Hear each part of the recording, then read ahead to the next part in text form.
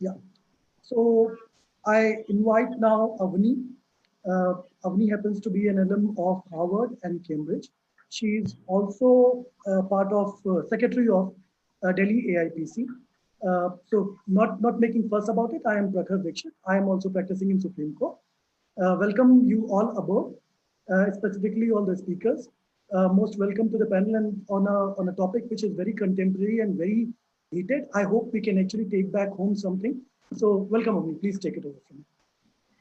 Thanks, Prakhar. Thanks very much. A very good evening to everybody, and thank you for tuning in to all the panelists, to everybody who's watching here on Zoom, and to everybody who's watching us either on Facebook Live on All India Professionals Congress Delhi page or also on the page of National Herald on their Facebook Live page. Thanks very much. The purpose for today's event is simple. It is that let us bring the experts, the people who are best placed to speak on this subject, to come and explain to us, to demystify for us this long-standing India-China issue. All India Professionals Congress is a brainchild of Dr. Sashi Tharoor, and the idea is to create a platform where we can bring people and have a rich conversation on a variety of issues facing our country. We have amongst us Mr. Yogesh Sachdeva, who is the President of All India Professionals Congress Delhi. We have with us Ms. Shamli Prakash, who is the Vice President of All India Professionals Congress Delhi, and I'm the Secretary All India Professionals Congress Delhi. I will be sharing a quick link on the chat box for everybody so that if you want to join our team, we welcome you. Please come and join us as professionals for change. We have amongst us Alim Javedi, who is the CEO of All India Professionals Congress India, and Mr. Salman Soz, a noted economist, an author, and also the deputy chairperson for All India Professionals Congress India. I request Alim and then Salman to, in that order, please share their quick remarks, and then we hand over to Anuma for the moderator session for today. Over to you, Alim, and then request Mr. Salman to share your brief comments. Thank you. Thank you very much, Avni. Really appreciate it. General Huda, Wing Commander Acharya, Colonel Singh, it's a real honor and a privilege to have you join us today. First and foremost, we thank you for your service. We thank you for your dedication and all that you've done for us. Today is a very important conversation. It's a conversation that's about something that's been an ongoing issue since as early as the independence of India, our situation along the border. In one of my other avatars, in one of my other jobs, I was lucky enough to accompany our chairman, Dr. Tharoor, in his capacity as the chairman of this Parliamentary Standing Committee on External Affairs, to the furthest part of the Indian side during the Doklam crisis. I've had the privilege of meeting various representatives from various units located in that area. And this committee that Parliament has is a bicameral, bipartisan committee. So you have members of Parliament from both houses and all political parties, and all of them agreed. The one thing that is absolutely important to remember is the service and the professionalism of our servicemen and women. And we have seen this firsthand by going to these areas and seeing the kind of conditions that our soldiers have to work in and have to live in. So first and foremost, to them, we want to say thank you. Second thing I'd like to just put forward is the AIPC is a department of the Indian National Congress for professionals, for working, tax-paying professionals. What we're trying to do here is have a conversation without the reductionist approach that is being taken by certain sections of the media. That reduction, unfortunately, comes at the cost of nuance. It comes at the cost of detail.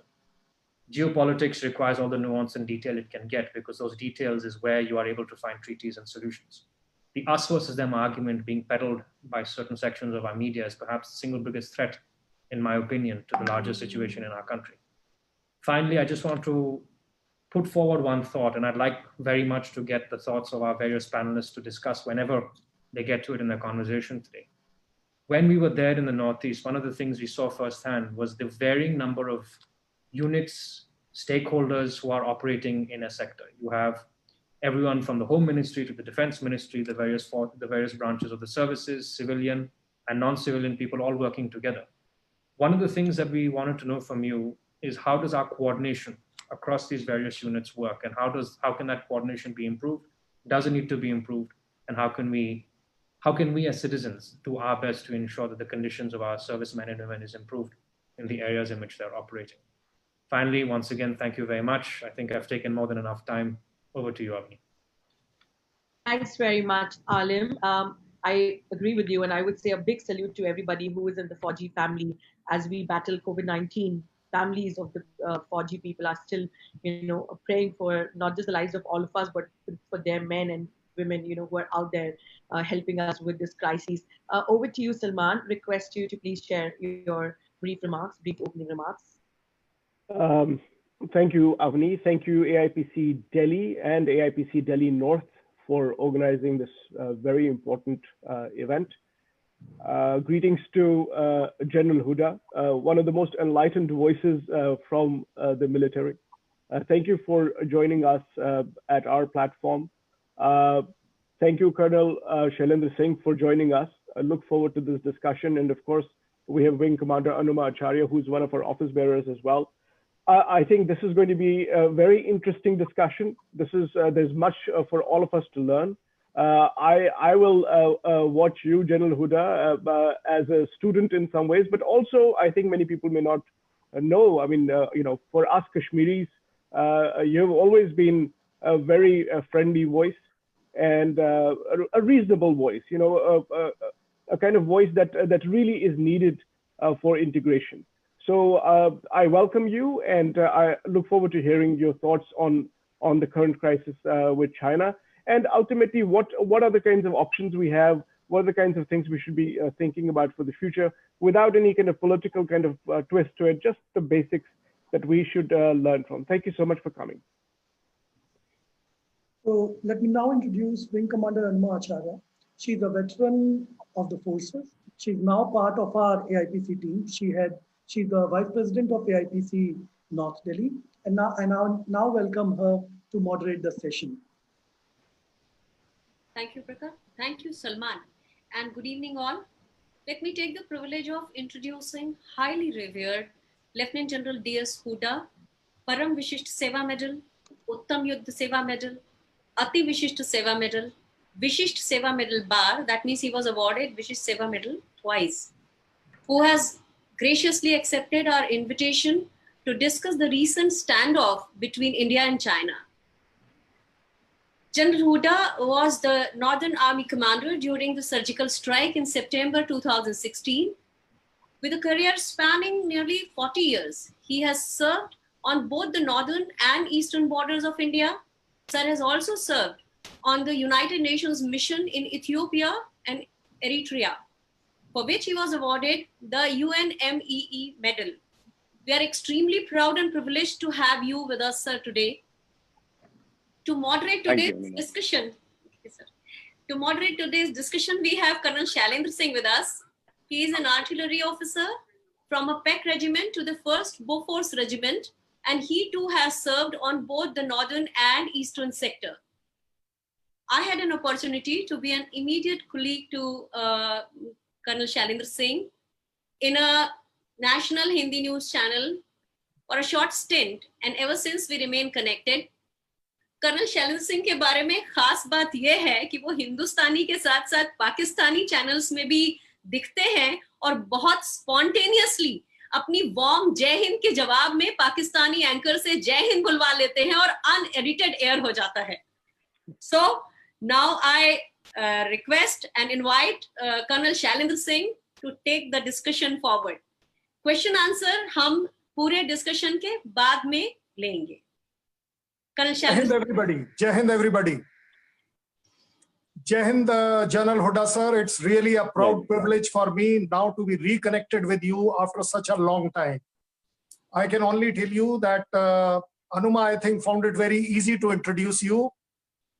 It's a very difficult job for anybody to introduce you, because the kind of checkered career you have had, the kind of exposure you have had, the kind of guidance you have given to Indian Army, it's unparalleled. It's unparalleled to any limit, any extent.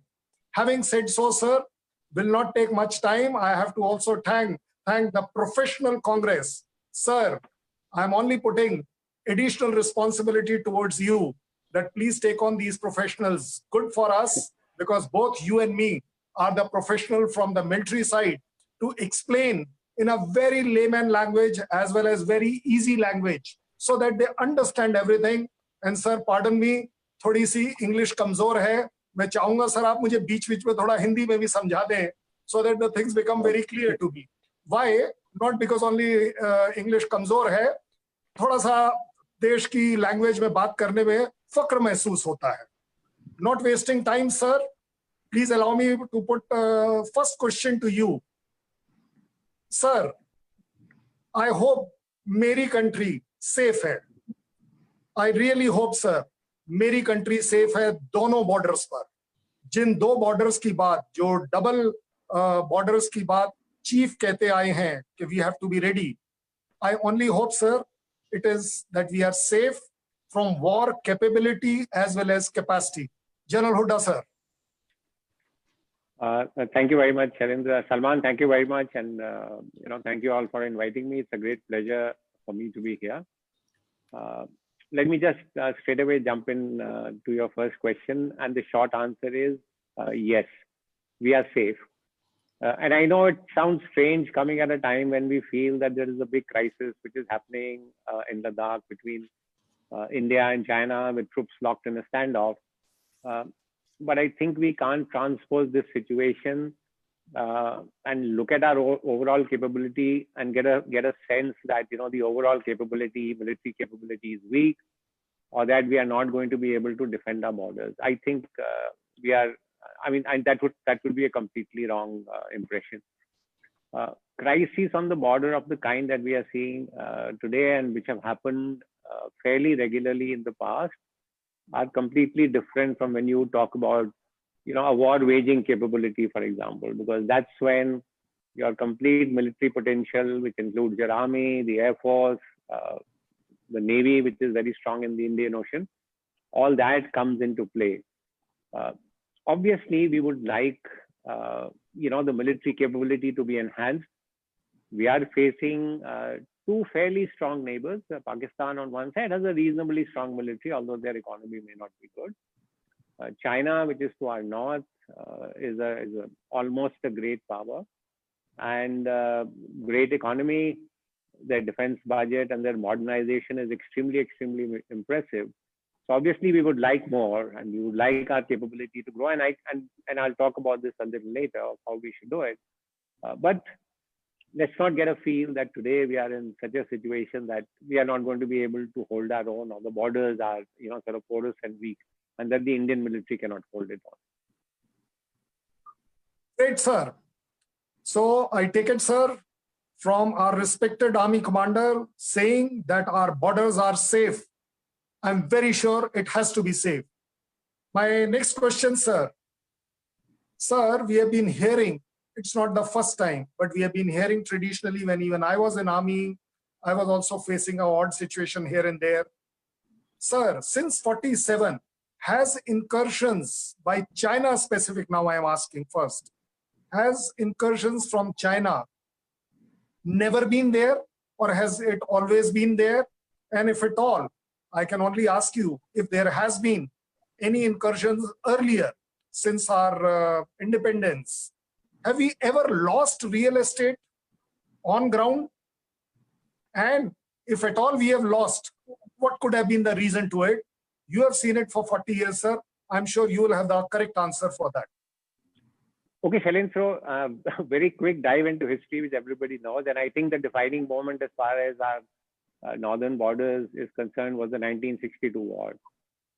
And in the 1962 war, major territorial loss took place in Ladakh. They did come into also across the what we now call the line of actual control in the eastern sector, but they went back across the LAC. So they went back from, may I take it, sir, Bhalukpong?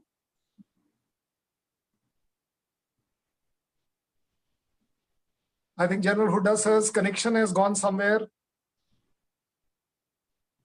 Can the technical backup team look after that?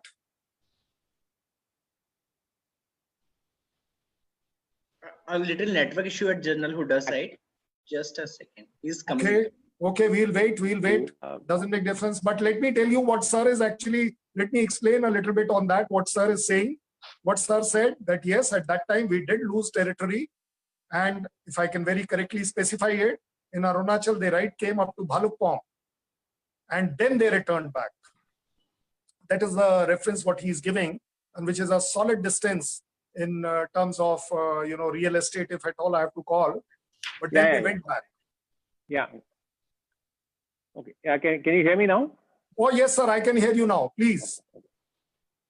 So what was the boundary came to be defined or known as the line of actual control, which basically meant which side has actually control over which territory. And therefore, as far as the LAC is concerned, areas to the west, we consider in our area, and areas to the east are considered in Chinese territory. Unfortunately, there was no agreement on the two sides on ground or on maps to define this is how the LAC lies. And therefore, there are differing perceptions in certain areas. We feel this area is under our control. They feel this area is under their control. But these, let me tell you, are very small pockets along the whole border, starting from Ladakh to Arunachal Pradesh. There are about 20, 23 places, small pockets where disputes take place. There is also a feeling that, you know, over the last 30, 40, 50 years, the Chinese have been regularly transgressing across and slowly nibbling away at Indian territory, and therefore slowly territory is being lost to them. I think there are no facts to support it. Please look after 1962. We had 1967 Nathula incident, where we did not permit them to come in at all. In 86, we had the Sumdrongchu incident, where they tried to come in, and there was massive deployment by the Indian military and the Indian Army in an operation called Operation Falcon. So therefore, we have been defending our borders strongly. There has been a little problem with regard to infrastructure, because our road building and roads in the forward areas were poor, and therefore we were not able to patrol up to every place that we wanted to. That situation too has changed. And it is because of this situation that you are seeing an increase in transgression in the last few years. Our ability to check Chinese who are trying to come into these disputed pockets has improved. Our surveillance over our borders has improved. And it's because of this that you find the number of transgressions that are being reported are increasing. What are these transgressions? These transgressions are when Chinese patrols come across what we consider our LAC and come into our area, we say it's a transgression. Similarly, when we cross over the LAC that the Chinese consider as their LAC and go on their side, they say you are transgressing into our area. And therefore, these transgressions are happening in a few selected pockets, both in the Ladakh area and also Sikkim and in Arunachal Pradesh. But, you know, cutting it to the quick, let me say this whole story about that we have been constantly losing territory to the PLA and to the Chinese, and that we've been falling back on the borders. Let me tell you, this is not true. The borders are being defended, being patrolled, and wherever we feel that there is an issue, you've seen Depsang, Chumar, Doklam, the army has responded strongly. Great, sir. Sir, as a youngster to you, yes, Hanuma, you wanted to ask something. Sir, this LAC is neither delineated nor it is demarcated. इतने साल हो गए हैं, तो ऐसा क्यों है? ये by choice है, क्यों इसका एक proper map, approved map नहीं है, sir? नहीं, so कोशिश हुई है in the past. It is not that we have not agreed, and both India and China ने कहा था कि it's important to delineate the LAC, because the minute that LAC is delineated, this whole issue of intrusions will go away. Everybody will know where the line is and which is the area that they should not overstep. Unfortunately, there was an exercise to exchange maps, giving perceptions of both sides. वो UP Tibet sector में हुआ था exchange of maps, but eastern sector and western sector जो बोलते हैं लद्दाख और अरुणाचल प्रदेश में, I think the differences are too much, and therefore we could not come to any kind of a conclusion. So it is India's viewpoint, and that has been expressed constantly, including during the last visit of Prime Minister Modi to China, that there is a need to demarcate the LAC. If there is a reluctance, it is honestly from the Chinese side. And that gives rise to some suspicions about whether they want to solve this whole problem or are they just keeping it as a pressure point at some time. But if the LAC can be delineated, I think half the problems that we are having on the borders will go away. Oh, great, sir. Sir, as a youngster to you, may I ask, when you defined LAC, line of actual control, so well, why it is? Ye mere ko sir abhi se nahi, because I have luckily served in Arunachal, I have served in Sikkim, I have also served in Ladakh. And everywhere, I was always finding it very funny for myself as a youngster कि ये सभी जगह पर LAC का जो control है वो China ही क्यों इनकर्शन और ट्रांसग्रेशन करता है? Why are we not? और जब भी कभी करता है, it comes as a problem to all of us for so long. But what could be the reason? That are we always defending the land? That's all. We have no responsibility that yes, the claimed LAC, the one which we claim, we are also supposed to go there. If he has done it at 3 places, as you are saying, 20 to 25 places are there, I can do it at another 20 places. Why not? No, Shailendra, so this again is a slight misconception क्योंकि हम सिर्फ Chinese transgressions report करते हैं because we feel now they are crossing our line of actual control. But when our patrols are going to our LAC, there are areas where the Chinese say, yeah, you have transgressed into our area. So transgressions in that sense are happening on both sides. It is not as if we are only reacting to the Chinese and not patrolling up to our limits. This is like ceasefire violation. So you read Indian newspapers, it is always Pakistani doing ceasefire violation. You read the Pakistani newspaper, they say it's only the Indians who are doing ceasefire violation. So patrolling is happening on both sides. And let me tell you, I will say 99% of the times, it is peacefully done. So last year, and this is reported in the media, there were almost 650 transgressions by the Chinese, which is they come in and they go back. They come in and they go back. Similarly, we do the same thing. Now, 650 transgressions, did we hear even a single one which resulted in any crisis? So no.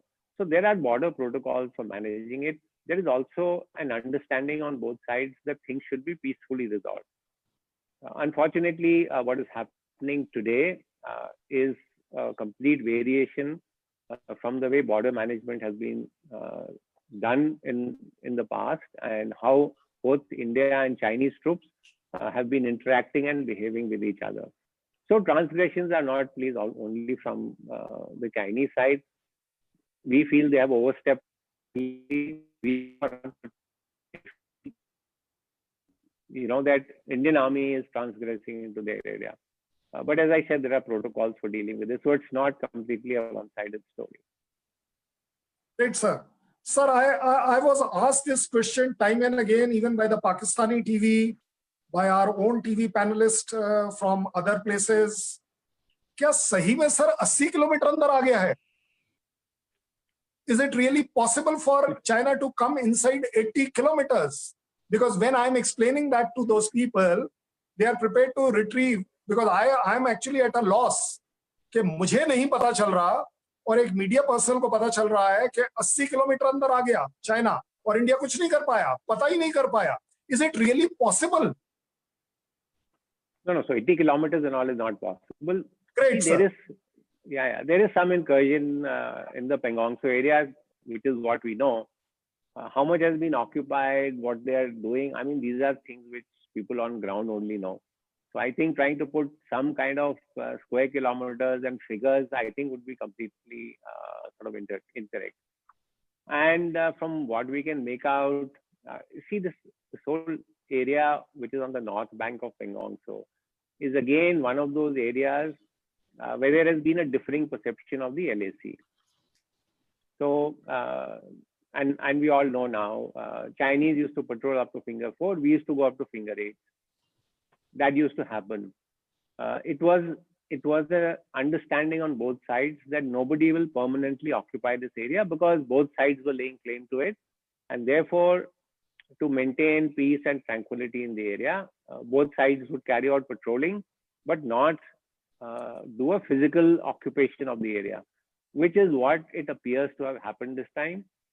I hope the things get resolved peacefully and that the Chinese go back, and this is what the Indian army is also. Great, sir, great. Now, I think it is more than clear that yes, if General Huda sir says that it's just not possible for China to come inside by that kind of distances, a kilometer here and there, yes, one can understand. And sir, just for all professionals to understand, because this is also a little problematic, कि लोगों को समझ नहीं आ रही कि ये fingers का मामला क्या है. Just for everybody's explanation, as what you said, between finger 4 and 8, what are these fingers? These fingers are the land part which is extending into Pengangso. Those are the fingers we are, the land mass. Those are the 8 fingers we are talking about. Now, sir, since you are saying that we have a claimed LAC at finger 8, and they have a claimed LAC at finger 4, and there is a substantial distance between them. They have always been having their camp beyond what is that place? Sirija 1 and 2, sir, where they made that road during Kargil war. I was very much there to understand all this. My only question to you is, sir, how could it be कि वो अपने उस finger 8 से लेके finger 5 तक आ गया और मैं उसे finger 4 से ही सिर्फ challenge करूंगा? Why I could not go to finger 6 and 7 to challenge it? Just because कि petrol हमसे notice नहीं हुई? Or what could have been the reason? Does China have a strategic advantage in that region over us? So Shailendra, it's very difficult at this stage to say what exactly happened. How did they come in? The fact is, if we want to go in some specific areas, we plan for it, we quietly build up in depth areas, and then suddenly send in 500 people into some areas, we can also do it. So it's not as if it's a completely, plain area, deserts that you can see for miles. It's mountainous terrain. And therefore, any side which plans and wishes to do something can always and has the ability to be able to do it. As I said, if we want to do it in some other areas, we can do it. And so therefore, I think more than asking questions about how did it happen, were we surprised, I think we should be more concerned about what the Chinese intentions are, what their demands are, and what are the steps that will lead to a de-escalation in this area. So I think that's the more critical question. Sir, absolutely, absolutely. And sir, since you only said it, and which is a known fact, that such transgressions have been taking place earlier also by both the countries. Sir, what has been the traditional way to resolve it? That it has never reached a stage the way it reached Doklam, or for that matter now Pengangso. Why we couldn't resolve it in those traditional ways, the way it was earlier? I want to know that how earlier it was not getting into such a big problem. See, as I said, last year there were more than 600 transgressions. All of them went off peacefully. So there are protocols for border management between both sides. And these protocols stress that whenever, say, 2 patrols come face to face with each other, and this happens very often in areas where I said there is differing perception. They want to come and patrol up to their area. We want to go. Sometimes the 2 patrols will come face to face. There are protocols which say both sides at that time will peacefully disengage, go back to your own side. There'll be no tailing of patrols. There should be no violence that is done between the 2 sides. If there are any issues that arise, that can be sorted out in what we call border personals meeting, where military commanders of both sides meet and then resolve these issues. This is the normal procedure and protocol that happens. Why has it not happened this time? It's because the Chinese have come in with some aims and intentions. This is not a normal patrol. that there is a normal patrol which resulted in some clash, and therefore then it boiled over into something. This is premeditated. The number of areas in which they have come in, the strength with which they have come in. So it's a premeditated thing, and therefore I think that's why I'm sort of stressing this fact that we need to sit down, talk to them, see what their intentions are, see what they want, what is it that will take it for both countries to de-escalate. I think we are clear on our side that they must go back, and we talk about restoration of status quo ante, which is, if you have crossed into our area, the way to resolve it is that you go back. How soon that will happen, again, I don't think it is something that this time we are going to see be sorted out in a quick time frame. It will take some hard negotiations. Great, sir. Sir, I have, oh yes, Anuma, you wanted to ask something. No, I was just asking that अभी थोड़े दिन पहले 6 जून को जो lieutenant general level की talks थी sir, उसका बहुत हाइप था और वो बहुत लंबी भी चली, तो उसके बाद भी वो इनकंक्लूसिव रही. तो basically what I want to know कि दोनों को मुद्दा मालूम होता है बिफोर द टॉक्स, तो वो प्रोसीड कैसे करते हैं सर? लाइक आप दोनों तो आर्म फोर्सेस आर्मी से हैं सर, मैं इंडियन एयरफोर्स से हूं, तो मैं ये जानना चाहती हूँ कि how do you build up that talk? Oh, so Anuma, what happens is, again, this current situation is a little different from the past. So if you look at the past incidents, Chumar, at Doklam, Depsang, they were localized, and we knew on both sides what our demands are. We knew what the red lines on both sides are. Let's take Chumar, for example, in 2014. They were trying to construct a road. We said, you can't construct the road. Same thing happened in Doklam. They were trying to extend the road in the Dolam Plateau. The Indian Army objected. They went, they stopped the road construction. 2013 in Depsang, again, these people came and parked their tents there. We said, you have to go back. These were local incidents, and red lines on both sides were clear. What has happened this time is, I think the Chinese intentions are not very clear. And that's why there is a lot of speculation going on as to why have they done it? Why have they done it at this particular time? Is it linked to a local situation on the LAC? Is it linked to a regional level? Is it linked to Article 370? Is it linked to the greater superpower rivalry, etc.? So I think there is not too much clarity as to why they have done it. And that's why my sense is, what is their intent? What do they want? What will it take for us to step back? Is not going to be so easily negotiated. And that is why I'm sure, you see, we don't know exactly what happened in the Corps Commanders meeting. But it does appear, as is being brought out by the government, and yesterday the chief said, a certain amount of disengagement has started taking place. He said, starting from the north, some disengagement of troops is taking place, which is good. I think the sticking point probably will be around Pengong Tso Lake, because that's an area that has a certain level of dispute which exists from the past. So, are they exclusively behaving this way with India, or with other neighbors also they have the similar trends? They're behaving like this with everybody, Anuma. You see what's happening in the South China Sea. See the way nationalistic fervor is being built up against Taiwan. See the incidents they've had with Indonesia and South China Sea. But not see with the Russia. laws. Not with Russia, sir. They also have the borders, I mean, going into each other, and then... No. So Anuma, it isn't as if you pick up fight with everybody, without any reason. So in South China Sea, China makes claims, and therefore they are in dispute with Vietnam and Japan and Indonesia, Philippines, etc., etc. And so there you find much more assertiveness that is happening. With India, there is an outstanding border dispute. There is a strategic rivalry, Anuma, between China and India, which I think we cannot paper over. You might say we have great economic sort of engagement, but the fact is there is a strategic rivalry with India.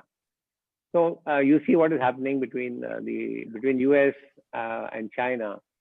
So I think it's greater assertiveness by China that is happening all over. We used to hear, in the past days to say, China is going to keep its head down till it grows powerful. I think probably it feels their time has come for greater assertiveness.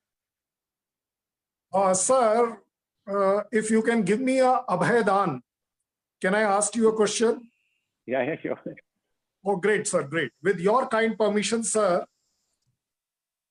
I definitely know with a lot of responsibility, I say that a respected army commander post is as good as a strategic post in the country. And you definitely know for sure that yes, what could be the possible strategy of China behind all this? I can understand to avoid any controversy or getting into, it is not our job as military to specify or speculate any strategy on the part of China. I can understand well that. But even keeping the confidentiality intact, what exactly, because as Anuma, others are also feeling same, what could have been happening in the military talks that it went unconclusive, which people are calling unconclusive. I'm very sure you will personally agree with me. They were never unconclusive. If we are having 4 more meetings, if they are having a withdrawal plan, all this is part of being conclusive. Yes, it didn't come out with a word that yes, it is happening, but it is all happening. So does a talk at that level become unconclusive? So I am glad you asked me this question. So what happens in military to military talks? And we've Yes, had sir. a very large number of them. If there are minor incidents, we are able to resolve it quickly, and a number of such incidents have happened. When I think it reaches and goes beyond a particular level, and particularly where territory is involved on both sides, and we feel that they have come into our area, the Chinese feel, no, this is our area. When territories are involved, typically militaries are not going to retreat on their own or disengage on their own. So what happens in military level talks is that you talk to each other and say, let's maintain calm on the line of control, line of actual control. If you maintain calm and tensions go down on the borders, that actually somehow sets the stage for talks at the diplomatic level to become successful. Just imagine if there was still sort of tension going on between both the armies, and there was violence and injuries happening on both sides. That then completely muddies diplomacy and how talks can go forward. So military level engagements will set the stage, will ensure that there is calmness on the LAC. If required, people will go down, as is happening, to areas on ground where tensions are taking place, and have military to military engagements at those areas, which is again what is happening. So local commanders are now meeting at the places exactly where the standoff is happening.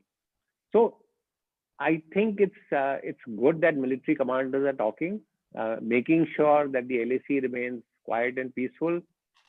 Troops do not start, firing, hitting, indulging in violence against each other.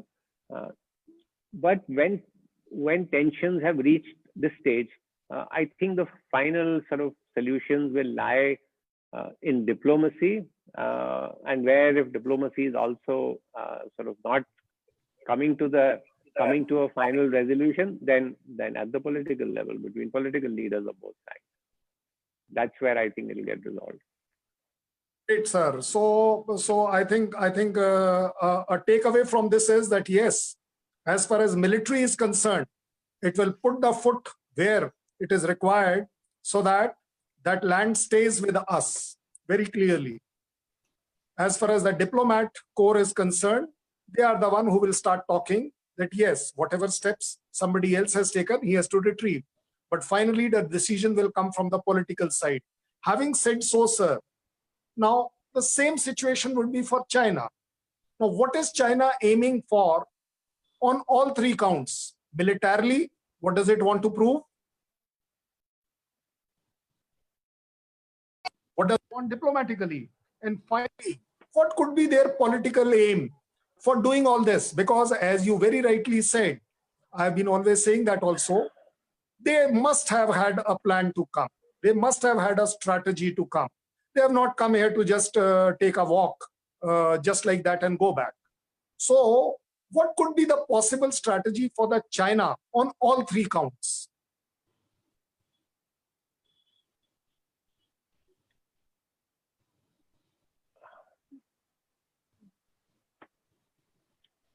Perhaps lost Sir, the- could you take my question, Shailendra, sir?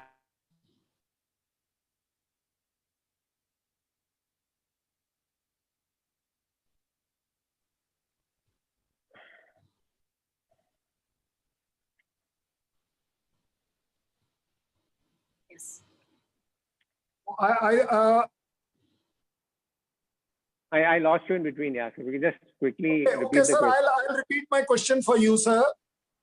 If China has come, it has not come for an evening walk, as what is very clear from your assessment as well as ground, the way it is.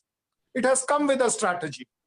And if that strategy must have been there, there could be only three part of the strategy. What does it want to prove militarily? What does it want diplomatically? And finally, what does it want politically? What could be their aim? So I honestly don't know, Shailendra, because this is something that they will be putting out in talks between diplomats. I don't see such a crisis being created to capture 2-3 kilometers of space, across the LAC. For this to create a crisis of this magnitude, so I don't think there is any specific military aim. A lot of people are talking about, threat to this road, that road. I think those are really minor issues, and I don't think there are major. So the military moves are to put pressure on India. Now, what is it? Is it something that as I said, linked to local situation in Jammu Kashmir? Is it linked to a larger message to India that you are sort of aligning too much with the US and please don't go that side? Please don't take an anti-China stance. I honestly, Shailendra, I don't want to speculate, because this is something that over a period of time, as engagements take place politically and diplomatically, there could be some clarity. The bottom line is, this is an attempt to put pressure on India. It is. I don't think it's merely to do with don't create this road, or we want 2 kilometers LAC to be shifted towards to the west. I think these are very minor things for a country to take the kind of step that is taken, and to create crisis between two large countries, India and China. In fact, sir, you are very right. As what we were discussing about Pengang, so I can actually find no tactical strategic advantage to China if it actually comes to finger fight. It doesn't get anything tactically. It doesn't get anything strategically. So why are they there? Because it appears that, yes, I can understand Galwan Valley, they don't want that bridge to come up because they don't want an army to have a bridge over the river. I can understand all this. Like, sir, I'm telling you, I have had this problem of facing the patrol. And a very beautiful drill is that the moment you see the Chinese patrol in front, you raise your red flag, which has got written first, that is at a distance. Then you make that announcement through that bhopu. And the third is that, yes, if you still find that they are not going and you are also not budging, then yes, the company commanders come and they resolve it. So easy, so logical. But when such a thing has happened now, what could be the possible way out available militarily and, of course, resolving the whole issue? So, Shailendra, I think, there are many options even militarily. A quid pro quo happening in some other area. So, if they have come in somewhere, you can always go in some other area.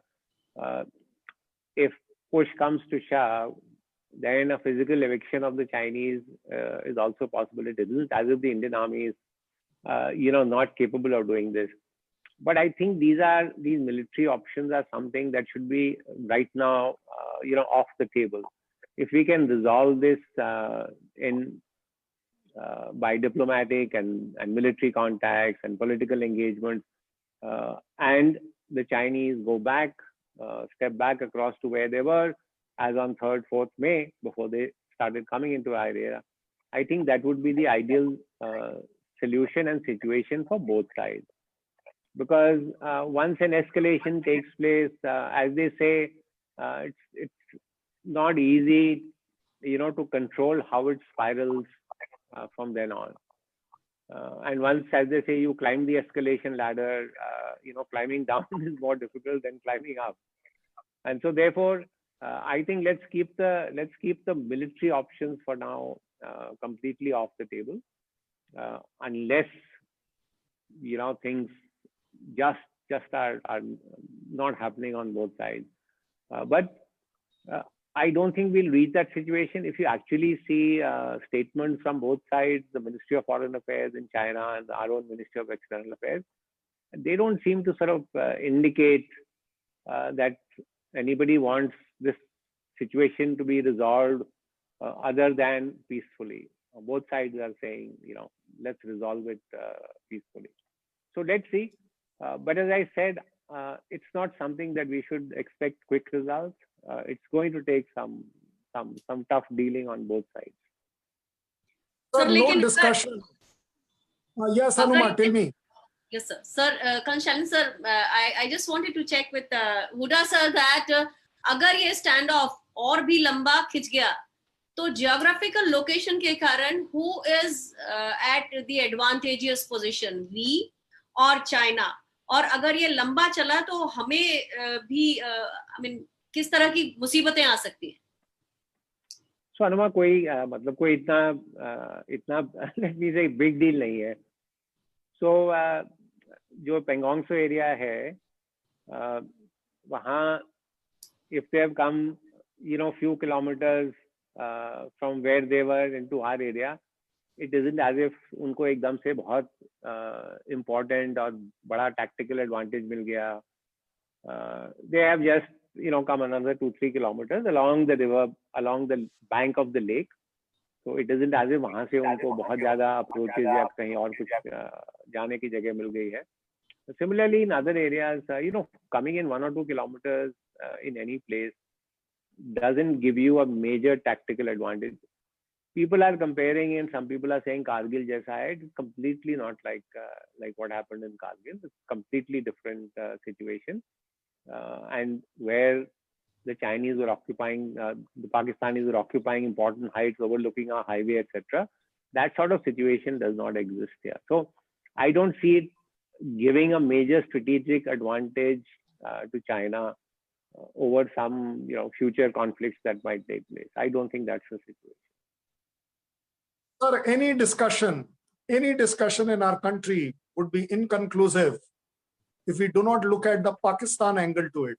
My final question to you, sir, how do you see Pakistan gaining in this incident?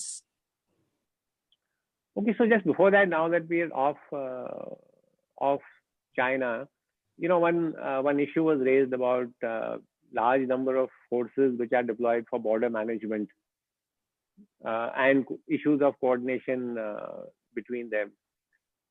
So you will recall after the Kargil Review Committee, there was a group of ministers which prepared a report on our national security.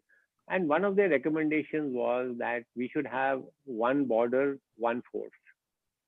That means the responsibility for management of a single border should be that of a single force, and which is happening well at all other borders, except our border with China.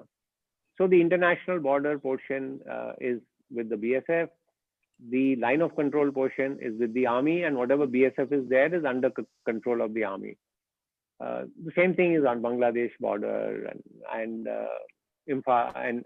border with Myanmar, etc. Clear-cut responsibilities for one force. On the LAC, technically the responsibility of LAC management is that of the ITBP. But most responses, because the army is in greater strength and obviously has greater capability in terms of firepower, logistics, etc. And because it's deployed fairly strongly, most of the responses to a crisis are undertaken by the army. All meetings with Chinese on the other side, border meetings, are all led by army officers. So here we have a very peculiar situation, two forces which are deployed, one reporting to Ministry of Defense, one reporting to Ministry of Home Affairs. I think it would be better if disputed borders remain with the army and settled borders with the MHA border guarding forces. And since this is an unsettled border, it should go, and this is my personal view, it should be placed with the army, and the ITBP units that are there should be placed under command of the army. What is also happening is, because you have two different forces, each is doing its own capability development plan. So the ITBP raises its own units independently without reference to what the army capability is. The army raises its own units and formations without factoring in the ITBP. And therefore, I think it also doesn't make sort of economic sense to me, where you have two forces separately, managing the border. So that's one part. Coming to China, what will China do? Obviously, it'll attempt to take advantage. I mean, why not? China and Pakistan, very close relationship, very close links. Now with the China-Pakistan economic corridor, those links have got even further strengthened. After Article 370, was amended last August, you saw the kind of signals that came out both from Pakistan and from China. You see the latest tweet of the Chinese ambassador in Pakistan, who's linking what is happening in Ladakh to what happened on August 5th last year. So you will see Pakistan attempting to take advantage. If our attention is diverted too much on the northern border, they would be happy to stir up trouble along the LOC internally in Kashmir. Something that they've been doing, and so I think we should expect them to exploit this opportunity in whatever way they can. How much they'll succeed, I don't know, because frankly, capability to handle both the line of control and the internal security situation is fairly strong in J&K.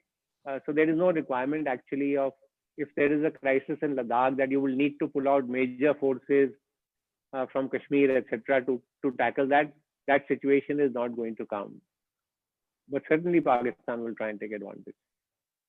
That's a great assurance, sir. I'm completely running out of time, but I'll be doing injustice if I don't ask you this one last final question.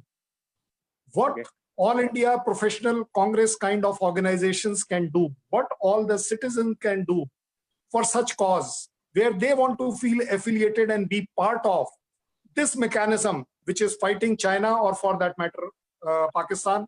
That's my last question, sir.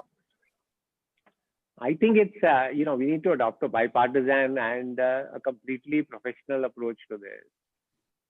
Yeah, this is whenever there are issues of national security, which come up, I think everybody needs to get together and see how we can support whichever government is in power to be able to deal with that crisis. I mean, I think there is no other option. I'm not saying we should not completely question anybody, but I think at the end of the day, if we have to deal with a neighbor like China, it can only be if all of us sort of, put our weight behind it and see how we can resolve this crisis. Great, sir. You have been very kind. I really appreciate your being so candid and honoring us with all the answers. Absolutely great of you, sir. I'm very sure anybody and everybody who have listened to this would have stood to gain and would have had a little more clearer mind than what the rumors are taking on. And I will request Hanuma to take on thereafter. Thank you so much, Colonel Shailendra Singh, sir. So we also have in our audience Mr. Prabal Das Gupta, author of the book Watershed 1967, India's Forgotten Victory over China. He has a question for you, sir. So Mr. Prabal Das Gupta, would you like to please come?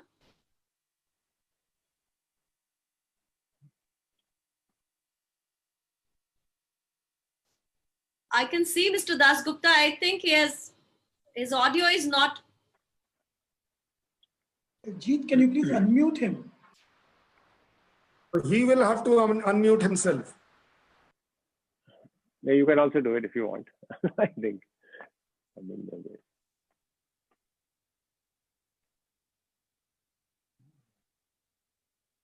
We can go to the next question.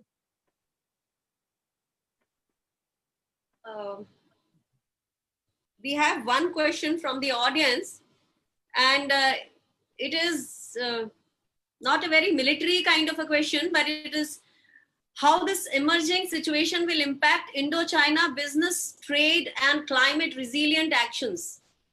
As altogether, we, India and China, are around 40% of world population. We can do a lot. This is Yeah, one. we can. Yeah. So. Yeah, we can. You know, ideal situation would be in India and China living in harmony, living in peace. You know, great economic linkages. 40% of world's humanity will progress. Unfortunately, geopolitics and international relations don't always play out like that. And one reality of international relations is that when there are two rising powers which are neighbors, they will always be in some kind of rivalry. I'm not saying war, I'm not saying conflict, but there is going to be rivalry. And particularly where one country has ambitions to become a superpower, it will try and dominate its region. That's the reality. Please look back into history. Look at Japan. Just prior to World War II, it was the regional power. They were in South Korea. They were in China. Look at America today.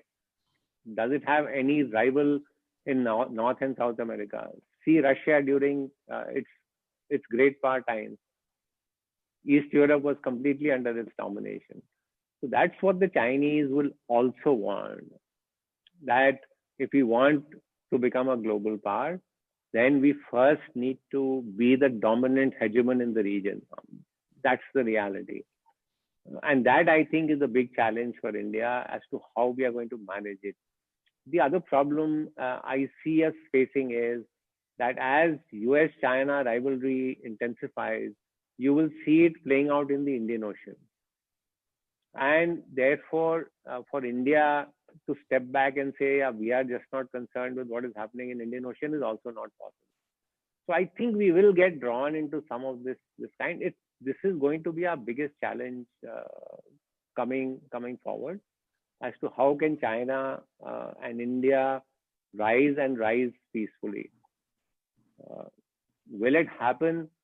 I think it will take a lot of management. I see a lot of competition that is going to take place between India and China. I wish it were otherwise, but I don't think that is going to happen.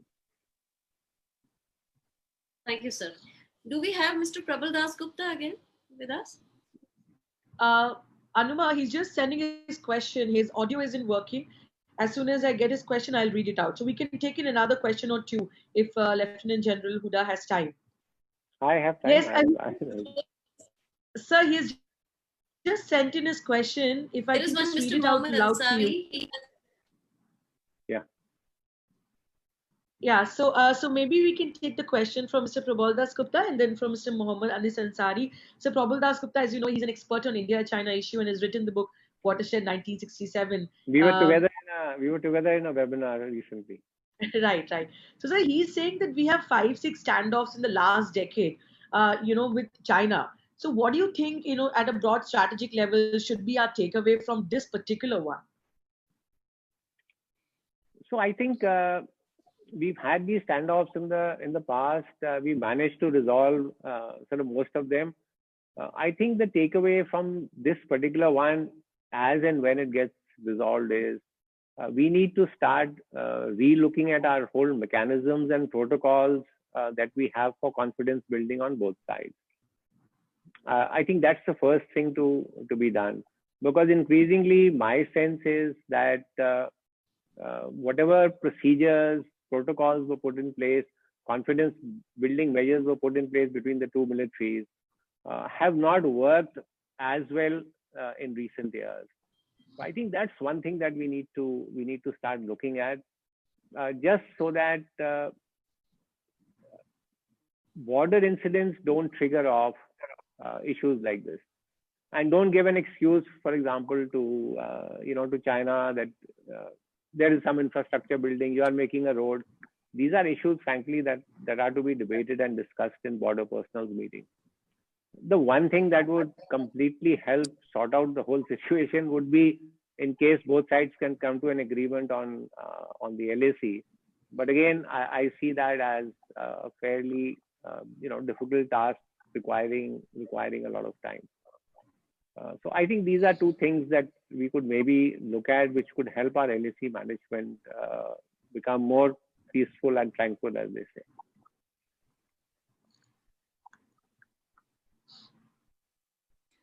Thank you, sir. We have Mr. Prabal Das Gupta's question in the question answer segment.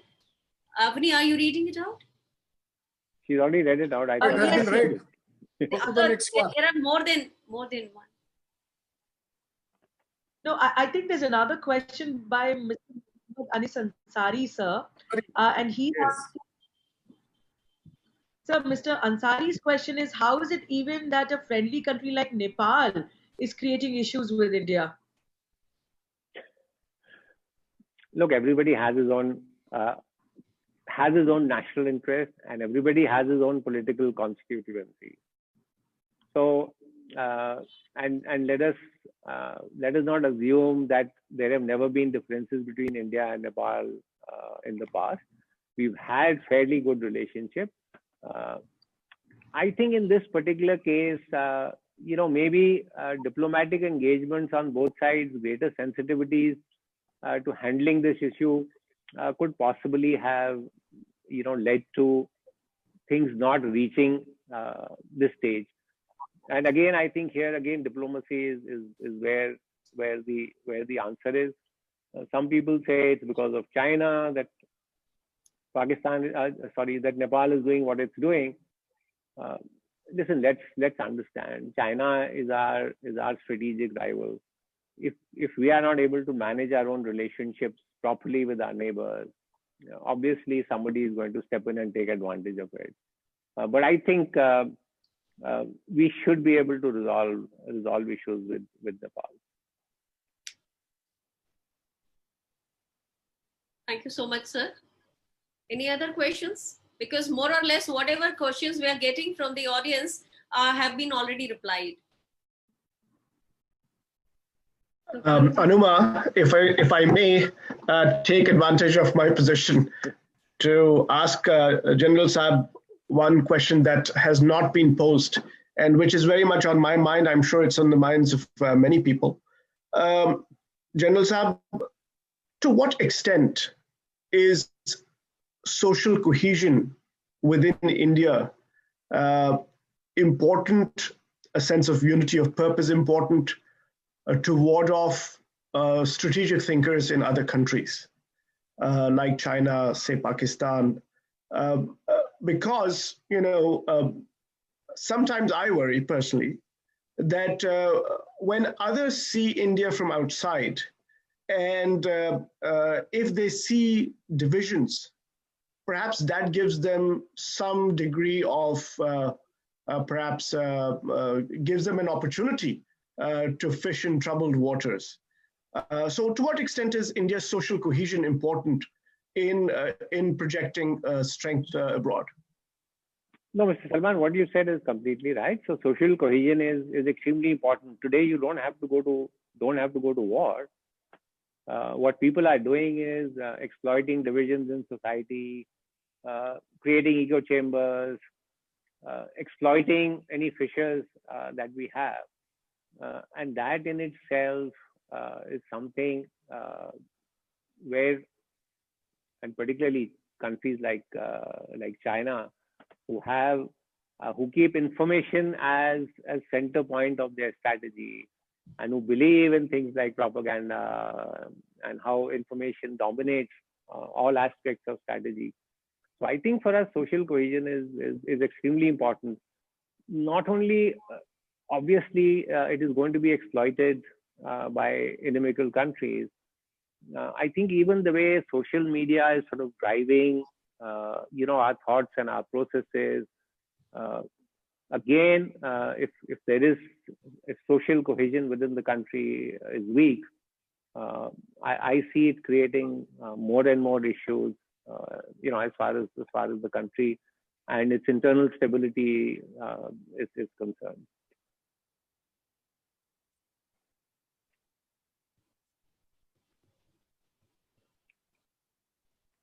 So with that, we have already completed our discussion, which was very gainful.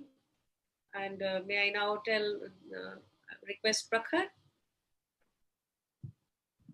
So thanks for a wonderful session, General Huda, Colonel Shailendra ji, and Anuma ji, Avni and Salman sir. May I now request our Secretary, AIPC North Delhi,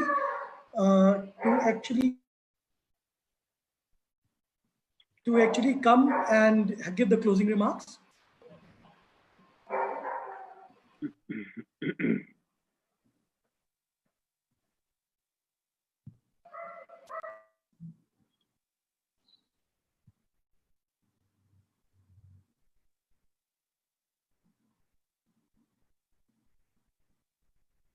Prashant?